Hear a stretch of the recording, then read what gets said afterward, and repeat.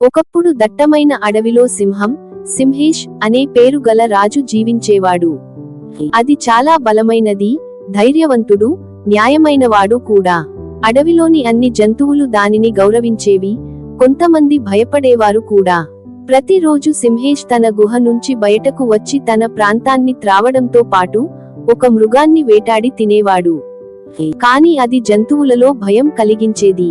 కొన్ని జంతువులు అక్కడి నుంచి ఇతర అడవులకు వెళ్లిపోయాయి. ఒకరోజు అడవిలోని జంతువులన్నీ సమావేశమయ్యాయి. ఆ సమావేశంలో జింకలు, నక్కలు, మేకలు, ఏనుగులు, ఉడుములు అన్నీ సింహాన్ని ఎదుర్కొనాలని నిర్ణయించాయి.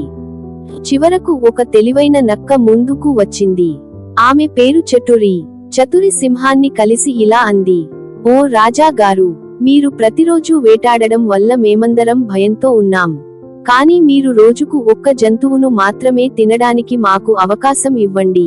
ప్రతిరోజు మా జంతువుల నుంచి ఒకదాన్ని మీరు తినండి. మేము స్వయంగా పంపిస్తాము. అప్పుడు మేము శాంతిగా జీవించగలం, మీరు కష్టపడకుండా ఆహారం పొందగలరు."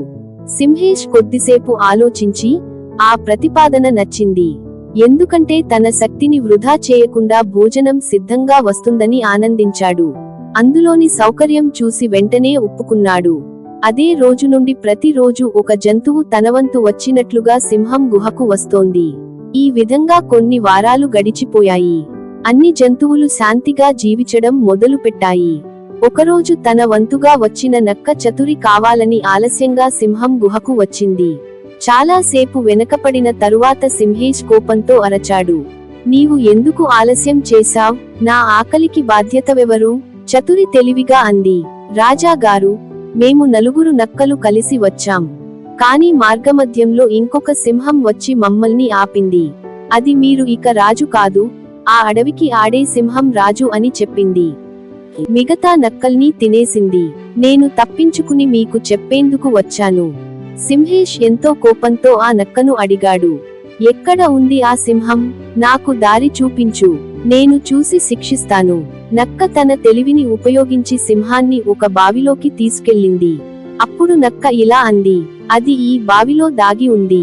మీరు లోపల చూడండి." సింహం బావిలోకి చూసింది. నీటిలో తన ప్రతిబింబం కనిపించింది. అది తనే అని తెలుసుకోలేక కోపంతో గర్జిస్తూ, "ఇంత ధైర్యమా నీవు నా ప్రాంతంలోకి రావడం?" అంటూ బావిలోకి దూకింది. వెంటనే నీటిలో మునిగి మరణించింది. ఆ విషయానికి తెలుసుకున్న అడవిలోని జంతువులు ఆనందంతో కేకలు వేశాయి. చతురికి ధన్యవాదాలు తెలుపుతూ ఆమెను వీరురాలిగా పిలిచారు. ఆమె తెలివితేటల వల్ల మొత్తం అడవి ఒక్కసారి మళ్లీ శాంతంగా మారింది. దీనిలో నీతి ఏమిటంటే, ధైర్యం కంటే తెలివితేటలు మిన్న.